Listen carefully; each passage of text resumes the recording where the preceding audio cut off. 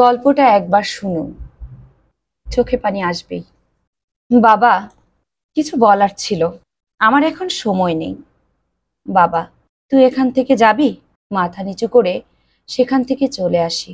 এটা আমার সাথে নতুন না, সেদিন থেকে দেখছি। আম্মুর কাছে গেলাম। আম্মু, কি বলবি বলে আমাকে উদ্ধার কর। আম্মু, আমার প্রচন্ড মাথা ব্যথা করছে। তোর এসব ফালতু নাটক দেখার সময় আমার কাছে নেই। নাদিয়াকে স্কুলের জন্য রেডি করতে হবে। আম্মু, আমি ওকে আজ দিয়ে আসি। আমরা তোকে কোনো কিছু করতে বলেছি? মুখ পোড়া, যেভাবে আছিস সেভাবেই থাক। আম্মু, আমি কি তোমাদের ছেলে না? সেজন্য তো এখনো খাইতে পারছিস। আম্মু, তোমরা কি আমার সাথে একটু ভালো করে কথা বলতে পারো না? এর থেকে ভালোর তুই যোগ্য না, তাহলে গলা টিপে মেরে ফেলোনি কেন? বলে ওখান থেকে চলে এলাম। মানুষ ভুল করে, কিন্তু সেই ভুলের প্রতিদান যে কাউকে এভাবে দিতে হয় আমি জানতাম না। তখন সে 6 বছরের আমি, আর আমার পিচ্চি বোন 4 বছরের ছোট নুসাইবা। ও আমার জীবনের পুরোটা ছিল, আমার বেড়ে ওঠার সঙ্গী ছিল। আমার আর মা বাবার চোখের মণি ছিল। দিনের 4 ভাগের 3 ভাগ ও আমার কাছে থাকতো। সেদিনও আমরা 2 ভাই বোন পুকুরেই গিয়েছিলাম। ও পুকুর পাড়ে দাঁড়িয়ে ও ছোট্ট দাঁতগুলো বের করে আমার দিকে তাকিয়ে হাসছিল। কিন্তু পরে ডুব দিয়ে উঠে আর আমি আমার সেই পিচ্চি বোনের মুখ দেখতে পাইনি। আমি ভাবছিলাম বাসায় চলে গেছে, তাই অতটা মাথায় নেইনি। কিছুক্ষণ পর যখন বাসায় গিয়ে ওকে না দেখি, আবার পুকুর পাড়ে ছুটে আসি। এসে পুকুরের মাঝে একটা ছোট্ট পুতুলের মতো আমার পিচ্চি বোনটাকে ভাসতে দেখি। সেদিন আমি আমার বোনকে হারাই, আর হারিয়ে ফেলি আমার সারা জীবনের মতো সুখ। ও বেঁচে থাকতে মা বাবা যখন ওকে আমার চেয়ে বেশি আদর করত, আমি মা বাবাকে অভিযোগ দিতাম, কিন্তু ও মারা যাওয়ার পর সেটাকে হিংসা বলে সবাই, আর সবার কাছে আমি খুনি হয়ে যাই। বিশ্বাস করেন, আমার চোখের মনিটার প্রতি আমার বিন্দু মাত্র হিংসা থাকলে আমার লাইফটা এখানেই শেষ হয়ে যেত। আমার মা বাবা কখনো বোঝেনি আমি ওকে হারিয়ে কতটা একা হয়েছি, কতটা কষ্ট পেয়েছি। উল্টা তারা আমাকে মানসিক আর শারীরিক নির্যাতন দুটাই করে। আমার এখন পিচ্চি 2 ভাই বোন আছে, কিন্তু আমি তাদের ধারে কাছে যেতে পারি না। বাবা, আমার কাল পরীক্ষা, পরীক্ষার ফিস দিতে হবে। পরীক্ষার ফিস দিতে পারি একটা শর্তে, জিপিএ 5 পেতে হবে। আচ্ছা ঠিক আছে। সেদিন বাবা পরীক্ষার ফিস দিয়েছিল, কিন্তু সে টাকাটা আমার লাইফে আরেক বিপদ ডেকে আনে। আমার পরীক্ষায় জিপিএ 5-এর বদলে 4.81 পেয়েছিলাম জেএসসিতে, কিন্তু তার জন্য আমার উপর যে মানসিক যন্ত্রণা হয়েছিল তা আমার জীবনের শেষ দিন পর্যন্ত মনে থাকবে। সেদিন বাবা আমাকে মাথার উপর থেকে ফেলে একটা লোহার রড দিয়ে মেরেছিল। রক্তে আমার সারা শরীর মাখামাখি হয়ে গিয়েছিল, আমার মাথা ফেটে গিয়েছিল, কিন্তু জ্ঞান না হারানো পর্যন্ত আমার উপর নির্যাতন চলতেই থাকে। সেদিন থেকে আমার প্রতি রাতে মাথা ব্যথা করতো। এমন হতো যে মাথা ব্যথা সহ্য করতে না পেরে বেহুশ হয়ে যেতাম। আমি ব্যথায় চিৎকার করতাম, কিন্তু কেউ আমার ডাকে সাড়া দিত না। মাঝে মাঝে ভাবতাম চলে যাই, কিন্তু ওরা আমাকে যত কষ্ট দেখ না কেন, ওরাই তো আমাকে জন্ম দিয়েছে। ওরা আমাকে যতটা অবহেলা করতো আমি তাদের কাছে যাওয়ার চেষ্টা করতাম। আমি সাধারণত কোথাও বেড়াতে যাই না, কিন্তু কি মনে করে আমার ফুফাতো বোনের বিয়েতে একদিন গিয়েছিলাম, কিন্তু সেদিনটাও আমার জন্য ভালো ছিল না। আমার একটা সমবয়সী ফুফাতো বোন ছিল, যার দুর্বলতা আমার প্রতি ছিল।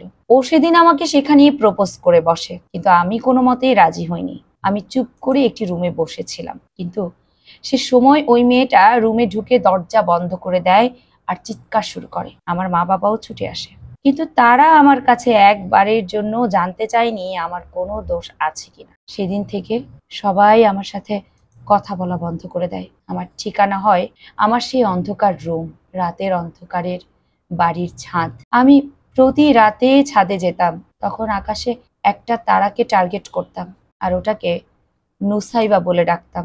বলতাম, হাই আপি, কেমন আছিস? এই বুড়ি, হাসছিস কেন?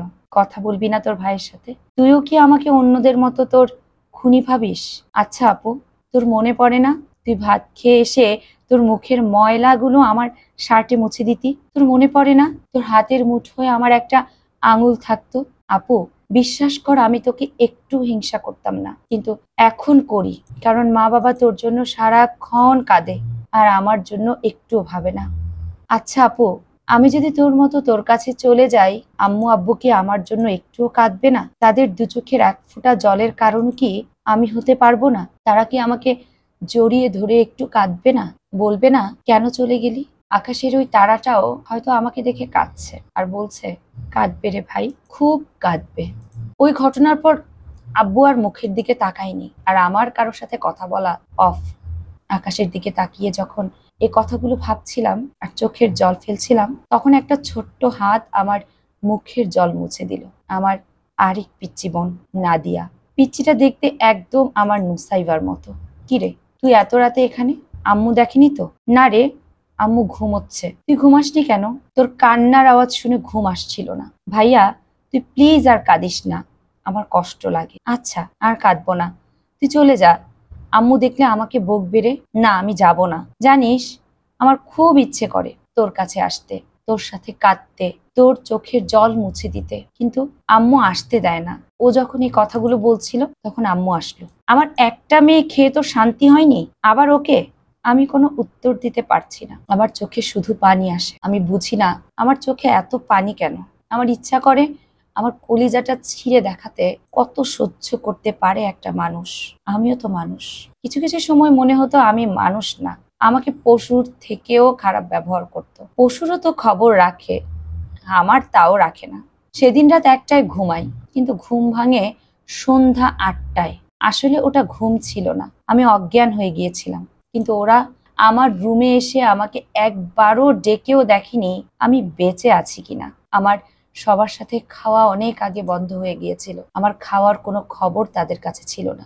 আমি খেতাম যখন, সবাই ঘুমিয়ে পড়তো। এমন কোনোদিন নেই আমার ভাতের উপর আমার চোখের পানি পড়তো না। কিন্তু তাতেও আমার সুখ, আমি ওদের কাছে আছি। কিন্তু ইদানিং মাথা ব্যথাটা খুব বেশি হচ্ছে, খুব বেশি। দিনের 15 ঘন্টা আমার মাথা ব্যথা হয়, আর দিনের 4 ঘন্টা সেন্সলেস। কিন্তু তাতে কারো কোনো ভ্রুক্ষেপ নেই। আমার মনে হয় আমি যদি আমার রুমে মারা যাই, তাহলে তারা তখনই জানতে পারবে যখন আমার লাশটা পচে গলে গন্ধ বের হবে।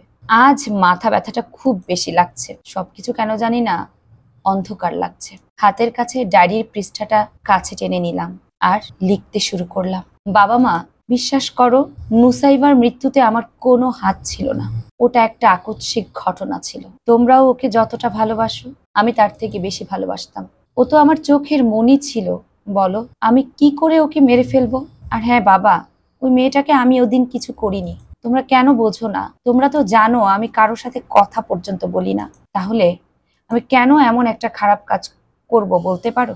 তোমরা আমাকে মারতে আমার কোনো কষ্ট ছিল না, কিন্তু যখন থেকে আমার সাথে কথা বলা বন্ধ করে দিলে, তখন থেকে খুব কষ্ট হয়। আমার মনে হয় আমি চিৎকার করে বলি আমি কিছু করিনি, কিন্তু বলতে পারি না। জানি আমার কথা কেউ বিশ্বাসও করবে না।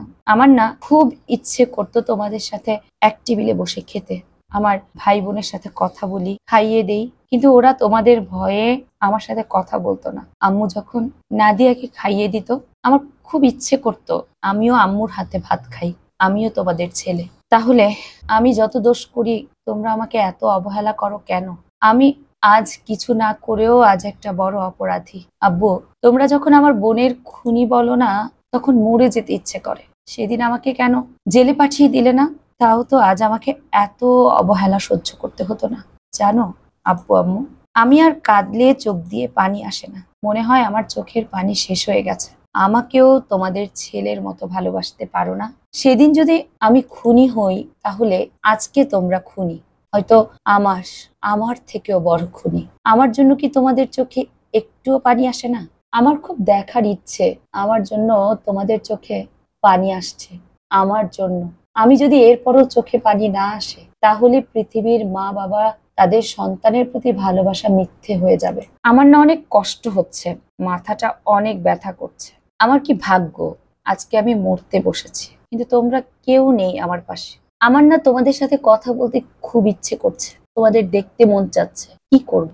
আমি এতটাই অসহায় যে শেষবারের মতো তোমাদের সাথে কথা পর্যন্ত বলতে পারছি না।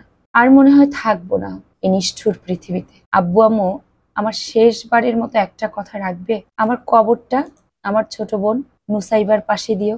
এই পৃথিবীতে আমার কেউ আপন ছিল না, কিন্তু পরকালে যদি আমার ছোট বোন নুসাইবাকে আমার পাশে পাই, আর যদি আমি কোনো ভুল করে থাকি তাহলে আমাকে মাফ করে দিও। ইতি তোমাদের অবহেলার ছেলে। আর হ্যাঁ, আমার কবরের পাশে গিয়ে একটু কেঁদো। হঠাৎ করে হাতের কলমটা ছুটে গেল আর এক ফোঁটা পানি চিঠিটার উপর পড়ল, সাথে একটি নিষ্পাপ মুখ। সবাইকে ছেড়ে না ফেরার দেশে আজ পাড়ি জমিয়েছে। সে আর কখনো ফিরে আসবে না এই নিষ্ঠুর পৃথিবীতে। খুব কষ্ট হয়েছে আমার এটা পড়তে। এমন অনেক ঘটনা প্রত্যেকটা পরিবারে ঘটে যায়, কিন্তু কেউ তার ইচ্ছে করে করে না। আমার মনে হয় নিজের সন্তানদের প্রতি তার কোনো ভুলের কারণে এতটা অবহেলা, এতটা খারাপ ব্যবহার করা কারোরই উচিত নয়।